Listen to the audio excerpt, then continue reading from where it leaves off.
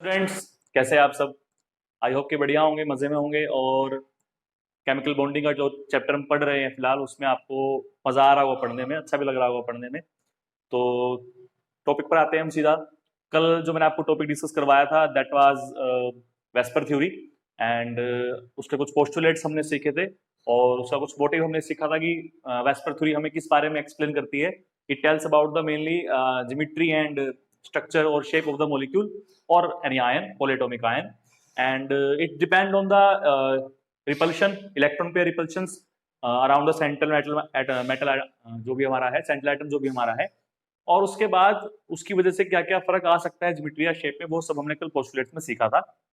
तो आज हम उसी को आगे कंटिन्यू करेंगे कि क्या क्या टॉपिक जो है वो हमारा आगे हो सकता है वेस्पर थ्योरी के अंदर ही। आई होप कि आपको समझ में आएगा सही से और प्रॉपरली कि क्या टॉपिक हमारा जो है वो अच्छे से आज हो सकता है। ठीक है, तो आज मैं कुछ आपको पॉइंट्स बताऊंगा, आज मैं डिफरेंट मॉलिक्यूल की शेप आपको बताऊंगा, ज्योमेट्री आपको बताऊंगा कि क्या क्या ज्योमेट्री और शेप आपकी हो सकती है किसी भी मॉलिक्यूल की।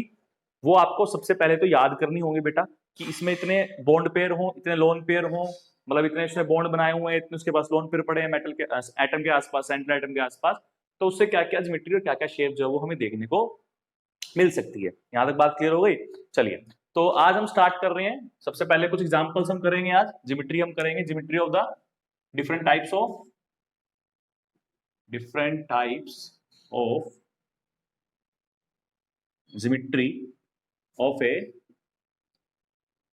मॉलिक्यूल और पॉली एटॉमिक आयन।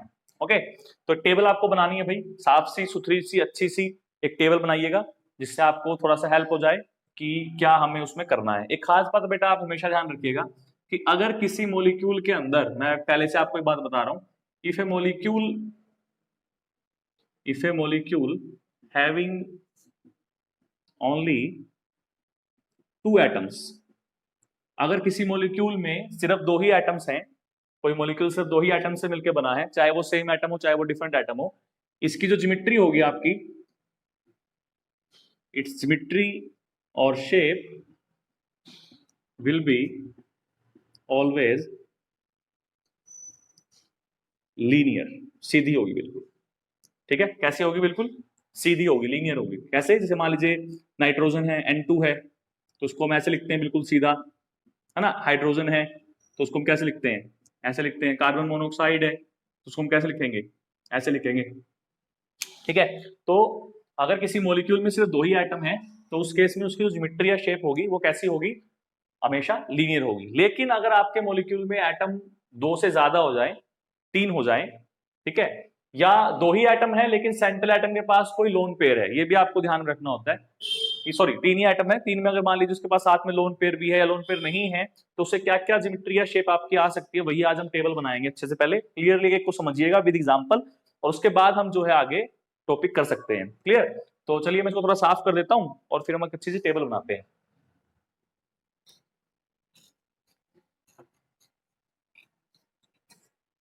ये टेबल आपको बहुत काम आएगी भाई, शेप्स को याद करने में और सबको याद करने में। देखिए सबसे पहले मैं इसमें 3-4 ब्लॉक बना रहा हूँ आपके बोर्ड पर, ताकि थोड़ा सा आपको समझ में आ जाए क्या क्या हमें पता होना चाहिए।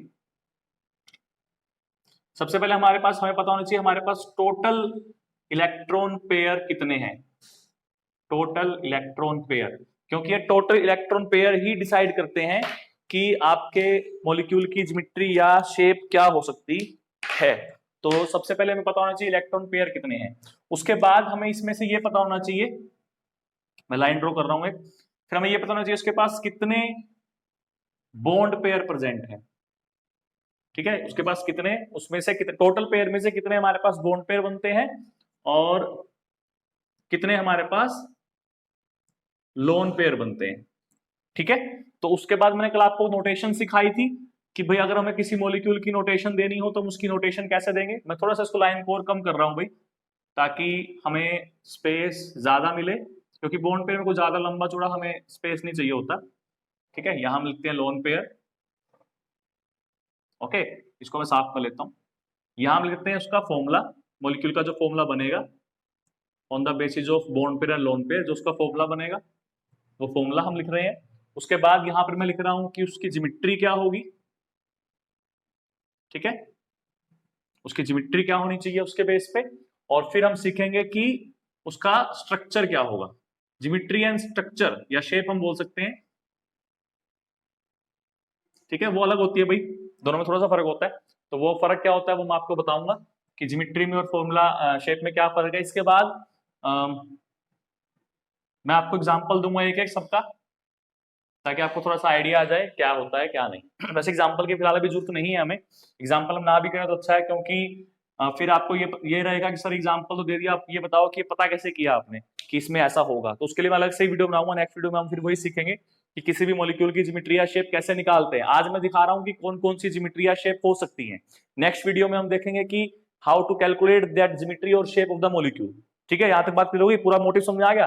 पहले वीडियो में हमने उसके पोस्टुलेट समझ लिए, सेकंड वीडियो में उन पोस्टुलेट्स की हेल्प से क्या क्या ज्योमेट्री या शेप हो सकती है वो सीख लिया। नेक्स्ट वाली वीडियो में हम सीखेंगे how to calculate that geometry और शेप।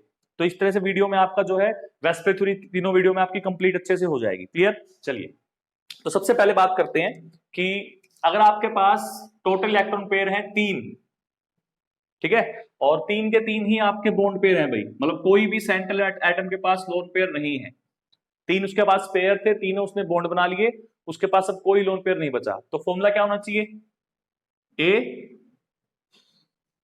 एक्स 3, ये बताया था मैंने आपको कल, ये सेंट्रल एटम होगा, इसके अराउंड 3 बॉन्ड बनेंगे, तो 3 बॉन्ड बनाने वाला एक्स हो गया। लोन पेयर के लिए मैंने ई वर्ड यूज किया था, है ना, तो ये फॉर्मूला होगा। तो अगर ऐसा कोई फॉर्मूला आपका बनता है जिसके पास 3 बॉन्ड पेयर है और एक भी लोन पेयर नहीं है, तो उस केस में आपकी ज्योमेट्री होती है भाई ट्रायगोनल प्लेनर, ठीक है। और कल मैंने आपको बताया था कि ये ट्रायगोनल प्लेनर क्या है, आपकी रेगुलर ज्योमेट्री है। तो इस केस में शेप भी उसकी कैसी बनेगी, शेप भी उसकी ट्रायगोनल प्लेनर ही बनेगी, ठीक है। उस केस में भी शेप आपकी कैसी बनेगी, ट्रायगोनल प्लेनर ही बनेगी। एग्जांपल मैं दे देता हूं, वैसे आपको कुछ काम आएगा शायद आपको कहीं ना कहीं। जैसे हम बोल सकते हैं BF3 के लिए, ठीक है, इसकी जो शेप होती है कुछ ऐसी होती है। क्लियर, और भी एग्जांपल हम सीखेंगे, बट फिलहाल के लिए मैं इसी को बता रहा हूं। ओके, चलिए इसी तरह से अगर मान लीजिए आपके पास टोटल इलेक्ट्रॉन पेयर 3 ही है, लेकिन उसमें से हम 2 बॉन्ड पेयर ले रहे हैं और 1 लोन पेयर ले रहे हैं, ठीक है, 2 बॉन्ड पेयर ले रहे हैं और 1 लोन पेयर ले रहे हैं, तो उस केस में फॉर्मूला क्या होना चाहिए आपका, ए सेंट्रल मेटल होगा, सॉरी एटम होगा, यहां पर हम लेंगे X2 और ई मींस 1 लोन पेयर, ठीक है। उस केस में शेप कैसे आएगी भैया, उस केस में शेप आएगी आपकी बेंट शेप, मुड़ी हुई, या इसको हम दूसरा और क्या बोल सकते हैं, और वी शेप, ठीक है, इस तरीके से, ऐसे ये 2 एटम यहां होंगे और 1 एटम यहां होगा, ठीक है, उसको बोलते हैं वी शेप, ठीक है। सॉरी 1 मिनट गलत हो गया थोड़ा सा, ज्योमेट्री तो इसकी यही रहेगी, शेप इसकी बार कैसे आएगी, आपकी बार शेप आपकी आएगी वी शेप या बेंट, ठीक है। होता कैसे देखो, मैं थोड़ा सा आपको रफली बता देता हूं भाई, इसी में मैं थोड़ा सा साफ कर दूंगा बाद में। जैसे मान लीजिए ये आपका ए था, ये आपका एक्स, ये एक्स और ये एक्स, तो ये बन गया आपका ट्रायगोनल प्लेनर इस तरीके से, ठीक है, ये ट्रायगोनल प्लेनर बन गया। अब इसमें से अगर मैं इस एटम को हटा दूं तो यहां क्या बचाता है आपका, यहां आपका लोन पेयर बजाता है, इस तरह से हम लोन पेयर दिखाते हैं। तो अब की बार ये तो रहा नहीं, ये भी नहीं रहा, तो इसको भी कनेक्ट करना, शेप तो क्या रहेगी सब, ये आपकी शेप रहेगी, तो इसको बोलते हैं वी शेप या बेंट शेप, मुड़ा हुआ, ठीक है। तो ज्योमेट्री आपकी यही रहेगी, लेकिन शेप आपकी अब की बार क्या बन जाएगी, वी शेप, और ये इरेगुलर में आती है, ठीक है, ये आपकी इरेगुलर में आती है। इस तरह की अगर कोई ज्योमेट्री आ रही है, शेप आ रही है, तो इरेगुलर शेप आ रही है आपकी, ठीक है। इसमें आप क्या कर सकते हो, जो एग्जाम्पल आप कर सकते हो इसके अंदर, वो आप कर सकते हो भाई SO2 का, ठीक है, किसका, SO2 का। तो ये 3 वाले केस खत्म हो गए, आप बस आपके इसमें अब ऐसा नहीं कर सकते कि हमारे पास बॉन्ड एक ही हो और लोन पेयर हमारे पास 2 हो जाए, ऐसा कोई केस नहीं, उसमें शेप हमारी लीनियर बन जाएगी, उसका कोई केस नहीं है हमारे पास, ठीक है।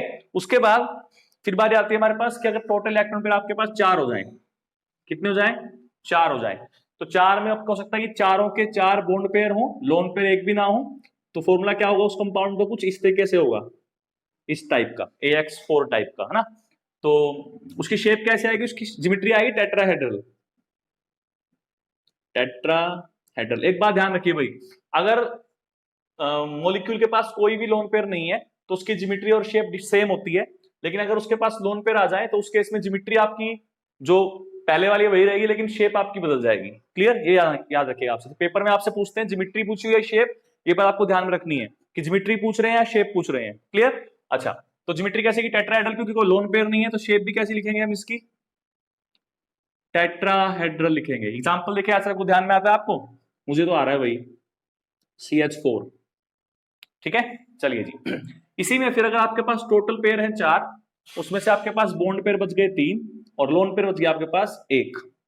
ठीक है, तो फॉर्मूला कैसा कैसा होना चाहिए कि बस एक उसके पास सेंट्रल एटम होगा, 3 उसके पास एटम दूसरे होंगे और एक उसके ऊपर क्या होगा, लोन पेयर होगा। ठीक है, तो ज्योमेट्री तो कैसी रहेगी, टेट्राहेड्रल ही रहेगी, लेकिन शेप कैसी मिलेगी आपके पास, आपके पास आपको शेप आपको मिलेगी उसकी ट्राइगोनल पिरामिडल, ट्राइगोनल पिरामिडल। ठीक है, कैसे मैं थोड़ा सा आइडिया देता हूं आपको इसका भी। टेट्राहेड्रल शेप कैसे होती है, देखिए बेटा, ये सेंट्रल एटम मान लीजिए ए, तो एक यहां होता है एक्स, एक यहां एक्स, एक यहां एक्स और एक यहां एक्स। ये तीनों एक्स मिलकर क्या करते हैं, ट्रायंगल बनाते हैं नीचे बेस में, और ये जो ऊपर वाला एक्स है ये आपका, हम इनसे तीनों से जोड़ देते हैं इसको, तो ये जो शेप आती है आपकी, ये आपकी टेट्राहेड्रल शेप आती है। इसमें 4 फेस होते हैं, एक फेस ये, एक फेस ये, एक नीचे वाला, एक पीछे वाला, 4 फेस बनते हैं। अब उसमें से अगर मैं इस एक्स ऊपर वाले को हटा देता हूं, इसको हटा देता हूं, तो यहां तो कोई ज्योमेट्री बची नहीं है, ये तो बॉन्ड टूटेंगे नहीं। तो अब जो ज्योमेट्री बनती है हमारे पास वो क्या बनती है, वो पिरामिडल शेप बनती है, पिरामिड जैसा। ठीक है ना, तो इसको बोलते हैं ट्राइगोनल, ये ट्राइगोनल हो गया, और इसके बाद क्या बचता है, पिरामिड बचता है। ठीक है, समझ में आ गया, तो इसको बोलते हैं ट्राइगोनल पिरामिड। इसका सबसे बड़ा एग्जांपल जो आपको होता है बेटा, वो होता है NH3 का, इसके पास एक लोन पेयर होता है। ठीक है, समझ में आ गया, क्लियर हो गया अच्छे से। चलिए जी, आसान सा है, बस थोड़ा सा प्रैक्टिस करनी है आपको एक बारी, मैं सिखा भी दूंगा। ये तो भी आपको थोड़ा सा अजीब लग रहा होगा कि सर कैसे कर रहे हैं, बट जब हम इसका फॉर्मूला सीख लेंगे, निकाल लेंगे, तो आपको बहुत इजी लगेगा फिर ये। ठीक है, लेकिन आपको पता होनी चाहिए भाई क्या क्या ज्योमेट्री हो सकती है और क्या क्या शेप हो सकती है, ताकि जब मैं कल आपको फॉर्मूला बताऊं तो फॉर्मूला करने के बाद आप फटाफट से बता दो कि हाँ सर इसमें तो ये आ रहा है, तो इसके हिसाब से ये होना चाहिए था। हाँ, चलिए, तो उसके बाद अब आते हैं इसी में 4 में, अगर आपके पास 4 इलेक्ट्रॉन पेयर हैं तो उसके पास बॉन्ड पेयर कितने रह गए, 2 रह गए, 2 उसके पास लोन पेयर हो गए। ठीक, और तो फॉर्मूला कैसा होगा कुछ उसका ऐसा होगा, AX2 और E2 टाइप का, है ना। तो ज्योमेट्री तो कैसी रहेगी उसकी, ज्योमेट्री उसकी टेट्राहेड्रल ही रहेगी, लेकिन उसकी शेप कैसी आ जाएगी, उसकी शेप आएगी भैया इस केस में भी V शेप। ठीक है, या उसको क्या बोलते हैं, बेंट शेप। ठीक है, V शेप या बेंट शेप ही आएगी। ओके, एग्जांपल जो सबसे बढ़िया आपको याद रहेगा इसका, वो रहेगा वाटर का, क्योंकि ऑक्सीजन के पास 2 लोन पेयर होते हैं और 2 इसके पास बॉन्ड पेयर होते हैं। समझ में आ रहा है। चलिए जी, उसके बाद 4 वाला भी हमारा खत्म हो गया। 4 वाले के बाद फिर हम आते हैं 5 वाले पे। ठीक है,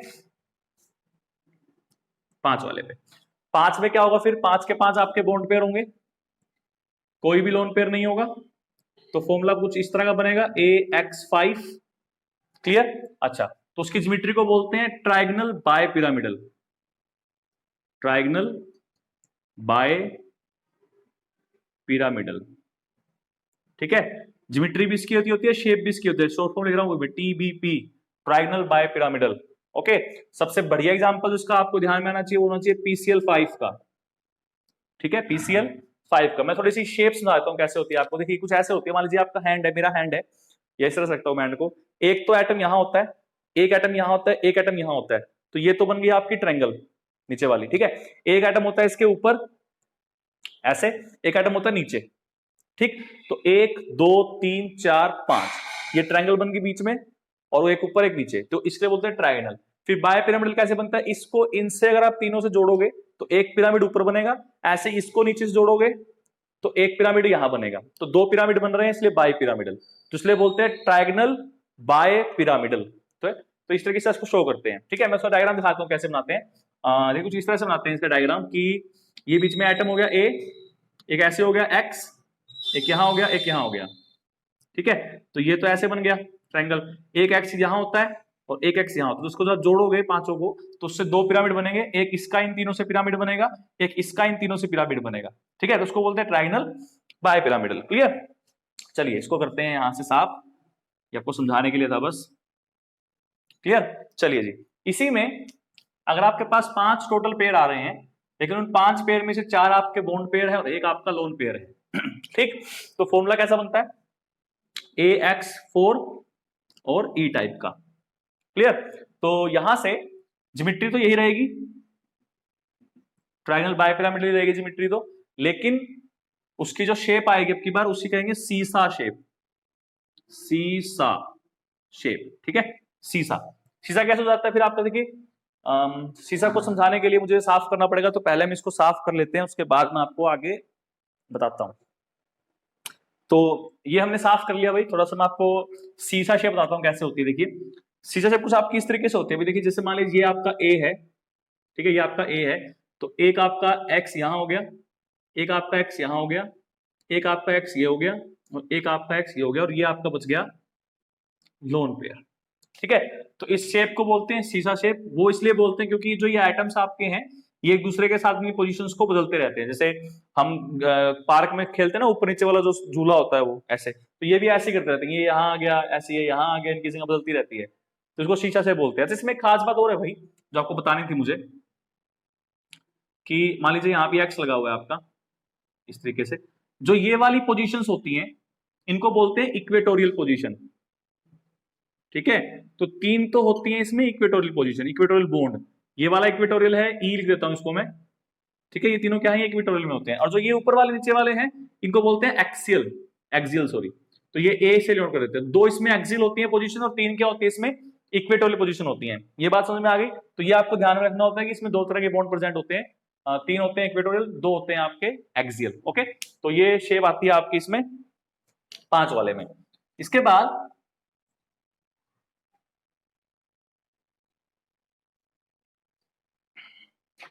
ठीक है, 5 में हमने 4 वाला केस कर लिया ना, अब एक केस और करते हैं कि इसके पास 5 ही इलेक्ट्रॉन पेयर है और 5 में से इसके पास 3 बॉन्ड पेयर हो गए और 2 इसके पास जो है वो लोन पेयर हो गए। ठीक है, तो यहां से फॉर्मूला क्या बनना चाहिए इसका, AX3 और E2 टाइप का। ठीक, इसकी ज्योमेट्री कैसी होगी, इसकी ज्योमेट्री होती है वही ट्रायंगल बायपिरामिडल, लेकिन शेप कैसी होगी इसकी, शेप होगी इसकी टी शेप। ठीक है, टी शेप। क्लियर, और इसके बाद बारी आती है किसकी, इसके एग्जाम्पल की। तो इसका जो एग्जाम्पल होगा that is ClF3, ClF3। Okay, T shape कैसे, टी शेप ऐसे होती है, आपका ए हो गया और ये एक्स हो गया एक यहाँ पे, एक एक्स हो गया यहाँ पे और एक एक्स हो गया यहाँ पे, तो ये आपके 2 लोन पेयर आ गए। ठीक है, तो ये होती है आपकी टी शेप। ठीक है, टी बन रहा है ना ऐसे, ये टी बन रहा है ऐसे। ठीक है, इसको बोलते हैं टी शेप। ओके, तो ये सारी देखिए ट्रायंगल बायपिरामिडल से आ रही है, बस मैं उनकी आइटम हटाता जा रहा हूँ। पहले एक हटाया तो सीसा आ गई, 2 हटाए तो टी शेप आ गया, 3 हटाऊंगा तो कुछ और आ जाएगा शेप आपका, है ना। तो बस यही आपको ध्यान में रखना होता है, और इनमें कोई मंत्र ज्यादा आपको पढ़ने नहीं होते हैं कि सर ये तो बहुत सारी हो गई कैसे याद रखेंगे, कोई मुश्किल चीज नहीं है, बस थोड़ी सी प्रैक्टिस। ठीक है, 5 इलेक्ट्रॉन पेयर हैं, 2 उसके पास बॉन्ड पेयर है, 2 उसके पास लोन पेयर है। ओके, तो यहां से फॉर्मूला क्या बनता है आपका, फॉर्मूला बनता है AX2 और E, एक मिनट सॉरी 3 हो जाएगा, तो यहां 3 हो गया। ओके, 2 बॉन्ड पेयर है और एक आपका लोन पेयर है। ओके, तो ज्योमेट्री तो यही रहेगी ट्रायंगल बायपिरामिडल, लेकिन शेप कैसी हो जाएगी, लीनियर। ठीक है, शेप कैसी हो जाएगी, लीनियर हो जाएगी। तो इस केस में आपके जो एग्जाम्पल आप याद रख सकते हो वो आप रख सकते हो यहाँ पर I3 नेगेटिव का। ठीक, I3 नेगेटिव का, समझ में आ गया। तो बिल्कुल सीधा हो जाएगा। सीधा मतलब क्या है कि मान लीजिए अगर ये एक्स ए है तो एक एक्स यहाँ और एक एक्स यहाँ, यहाँ पर क्या आएंगे आपके, यहाँ पर आपके लोन पेयर आएंगे। क्लियर, तो ये होती है आपकी कौन सी शेप, लीनियर शेप। क्लियर, चलिए जी, अब यहां से 5 वाला केस हमारा खत्म हो गया। इसके बाद हम आते हैं अब 6 वाले केस पे। तो अगर आपके पास 6 टोटल इलेक्ट्रॉन पेयर है और 6 के 6 बॉन्ड पेयर है, कोई भी लोन पेयर नहीं है, तो फॉर्मूला बनेगा कुछ इस तरीके का कि AX6 होगा। ठीक है, अच्छा जी, ज्योमेट्री कैसे आएगी उसकी, ज्योमेट्री आएगी ऑक्टाहेड्रल, रेगुलर ज्योमेट्री होती है ऑक्टाहेड्रल। शेप भी कैसी आएगी, शेप भी आपकी ऑक्टाहेड्रल ही आएगी। एग्जाम्पल जो आपको याद रखना है दैट इज SF6। ठीक, जो SF6 आपका होता है that is a octahedral molecule. Octahedral कैसे बनता है मैं थोड़ा सा वो सुनाता हूँ आपको। देखिए जैसे हमने ट्रायंगल बायपिरामिडल करा था वैसे कुछ कुछ है। देखिए मान लीजिए आपका हैंड है आपकी बार किनारों पे, जैसे 1 2 3 और 4, 4 तो ये हो गए, तो ये स्क्वायर बनेगा आपका। क्या बनेगा? स्क्वायर बनेगा। एक मिनट भाई, हमारी कोई केस रह गया क्या? नहीं, ठीक है। देखिए यहां से क्या होता है, स्क्वायर बनेगा 1 2 3 एंड 4, ये 4 का बन गया। अब इसको मैं थोड़ा सा ऐसे कर रहा हूं, ठीक है, तो एक इसके ऊपर होता है और एक इसके नीचे होता है, तो 4 तो ये वाले हो गए, 5वां ऊपर हो गया, 6ठा नीचे हो गया। तो अगर इसको ऊपर वाले को चारों से मिलाओगे और इसी तरह से नीचे वाले को चारों से मिलाओगे, तो वो जो शेप आएगी दैट इज ऑक्टाहेड्रल शेप। अपने दिमाग में इमेजिन कीजिएगा भाई कि 4 एटम हमने यहां रखे हुए हैं, बीच में सेंट्रल एटम है, सेंट्रल एटम उसके किनारे पे 4 तो ये हो गए, एक ऊपर हो गया एक नीचे हो गया। ठीक है, मैं थोड़ी सी कोशिश करता हूँ दिखाने की आपको, इसके लिए मुझे इसको साफ करना पड़ेगा अभी बाकियों को। अब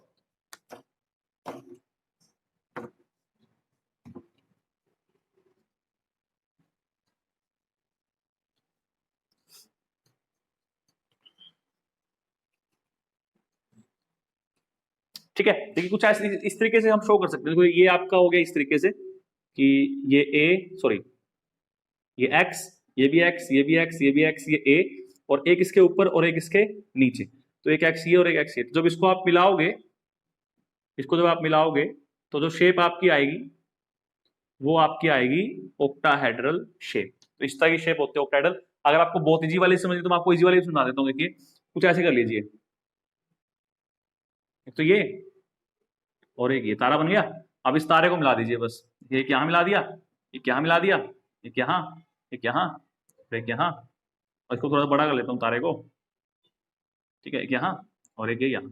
तो ये जो शेप बनेगी ऑक्टाहेड्रल शेप बनेगी। देखिए ये ऐसे हो गया 4 वाला, एक ऊपर और एक नीचे। ठीक है, तो इस तरीके से भी आप ऑक्टाहेड्रल शेप को जो है वो शो कर सकते हो। तो ये आपकी ऑक्टाहेड्रल के लिए हो गया। ठीक है, इसी में अगर आप करते हो भाई 6 पेयर है आपके, 6 में से 5 आपके बॉन्ड पेयर हैं, एक आपका लोन पेयर है, तो फॉर्मूला बनेगा AX5E टाइप का। शेप कैसी होगी उसकी? शेप उसकी होगी भाई स्क्वायर, सॉरी ज्योमेट्री होगी उसकी आपकी ऑक्टाहेड्रली, शेप होगी उसकी आपकी स्क्वायर पिरामिडल। ठीक है, शेप कैसी होगी उसकी आपकी स्क्वायर पिरामिडल। इसका जो आप एग्जांपल दे सकते हो दैट इज SbCl5, SbCl5। अब नॉर्मल सी बात देखिए, अब 6 थे टोटल, एक ऊपर तक नीचे, इस नीचे वाले को हटा दीजिए तो स्क्वायर बच गया, और इस स्क्वायर ने क्या किया ऊपर वाले के साथ मिलके पिरामिड बनाया है, तो उसको बोलते हैं स्क्वायर पिरामिडल।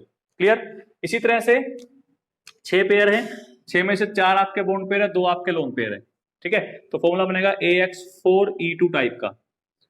ज्योमेट्री तो ये रहेगी, शेप हो जाती है स्क्वायर प्लेनर। अब हमने क्या किया, अब हमने ऊपर वाला भी हटा दिया, हमने नीचे वाला हटा दिया, सिर्फ स्क्वायर रह गया, सिर्फ ये स्क्वायर रह गया। ठीक है, सिर्फ ये स्क्वायर रह गया, तो इसलिए बोलते हैं स्क्वायर प्लेनर। इसका जो एग्जांपल आप दे सकते हो दैट इज XCF4, XCF4। तो ये आपके एग्जांपल होते हैं 6 के लिए। 7 इलेक्ट्रॉन पेयर भी हो सकते हैं आपके, ऐसा नहीं कि 7 नहीं हो सकते हैं, 8 भी हो सकते हैं, 9 भी हो सकते हैं। जैसे अगर हम 7 की बात करें तो 7 के साथ अगर बॉन्ड पेयर है कोई लोन पेयर, उसको बोल फॉर्मूला क्या बनेगा AX7 टाइप का, और उसके लिए फॉर्मूला क्या बनता है, उसको बोलते हैं square by pyramidal, square by pyramidal. ठीक है, ज्योमेट्री और शेप भी यही होती है इसकी दोनों। फॉर्मूला क्या बना सकते हो आप, IF7 का बना सकते हो, IF7 का। तो 7 के लिए भी होता है बट ज्यादा सिलेबस में नहीं है आपकी, इतना कर लीजिए वही बहुत है, 6 तक का भी करोगे तो बहुत काम चल जाएगा आपका। तो ये आपकी कुछ ज्योमेट्री और शेप है, तो ये कुछ ज्योमेट्री और शेप है आपकी जो आपको याद करनी पड़ेगी बेटा पहले तो, क्योंकि अगर ये पहले याद करोगे तभी आपको फायदा होगा फॉर्मूला सीखने का। क्योंकि अगर मैं पहले फॉर्मूला सिखा दूं और बता दूं भाई इससे ये वाली शेप आएगी, इससे वाली ज्योमेट्री आएगी, उसको कोई फायदा नहीं है। जब तक आपको पता ही नहीं है कि कौन सी ज्योमेट्री से कौन सी शेप आती है, क्या उसकी कंडीशन होती है, तब तक आपको फॉर्मूला बताने का फायदा नहीं है। तो इसलिए आज वाले वीडियो में सिर्फ आपको सिर्फ सारी शेप्स और ज्योमेट्री बताई है कि क्या शेप्स और ज्योमेट्री है और उसके लिए क्या कंडीशंस हो सकती हैं, कितने इलेक्ट्रॉन पेयर होने चाहिए आपके पास, कितने बॉन्ड पेयर होने चाहिए, कितने लोन पेयर होने चाहिए। कल मैं आपको इसका फॉर्मूला सिखा दूंगा कि भाई किस फॉर्मूले की हेल्प से हम किसी भी मॉलिक्यूल के बारे में, देखिए सिंपल सी बात ये है, उस फॉर्मूले में हमें सिर्फ ये सीखना है कि इलेक्ट्रॉन पेयर कैसे निकालते हैं, ठीक है, और उसमें से बॉन्ड पेयर कैसे निकालते हैं। अगर हमें ये पता चल जाए कि टोटल इलेक्ट्रॉन पेयर कितने हैं और उसमें से बॉन्ड पेयर कितने हैं, तो लोन पेयर तो अपने आप निकल गए, क्योंकि इन्हीं का तो सम है, bond pair plus lone pair equal two electron pair. तो अगर ये निकल जाएगा और ये निकल जाएगा तो ये तो अपने आप निकल जाएगा, ये निकल गया तो ये बन जाएगा, ये बन गया तो इसके आगे का केस हमें पता ही है, तो हम आसानी से बता सकते हैं किसी भी मॉलिक्यूल की शेप या ज्योमेट्री। ठीक है, तो कल वाला वीडियो बहुत ज्यादा इंपॉर्टेंट है भाई, उसको मिस मत कीजिएगा किसी भी तरीके से और पूरा देखिएगा उसको, क्योंकि उसमें मैं आपको फॉर्मूले बताऊंगा अच्छे से निकालने के, कैसे हम कैलकुलेट कर सकते हैं किसी भी मॉलिक्यूल की ज्योमेट्री या शेप। तो आज की वीडियो में सिर्फ इतना ही, इसको अच्छे से मेमोराइज कर लीजिए भाई, बिल्कुल ये कोई इसमें रटना ही पड़ेगा, मेमोराइज ही करना पड़ेगा, उसमें कोई नहीं। हाँ थोड़ा समझ के करोगे भाई, टेट्राहेड्रल था, टेट्राहेड्रल में 4 से 3 पैर तो क्या बनेगा, फिर उसमें 2 लोन पेयर आ गए तो क्या बनेगा, ऐसे 5 वाले केस में आते हैं कि 5 में 5 के पेयर तो क्या बनता था, 4 कर दो क्या बनेगा, 3 कर दो क्या बनेगा। क्लियर, तो इस तरीके से आपको समझना पड़ेगा।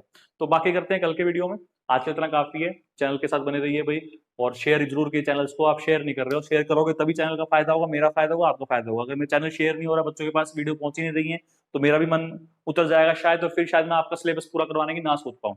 ठीक है, तो कोशिश कीजिए कि चैनल को शेयर कीजिए जितना ज्यादा आपका हो सकता है, जितने भी आपके सोर्स है शेयर करने के, और ताकि हम आगे भी इसी तरह से वीडियो बनते रहे और चैप्टर वाइज पढ़ते रहे। क्लियर, तो मिलते हैं कल, तब तक के लिए ऑल द बेस्ट।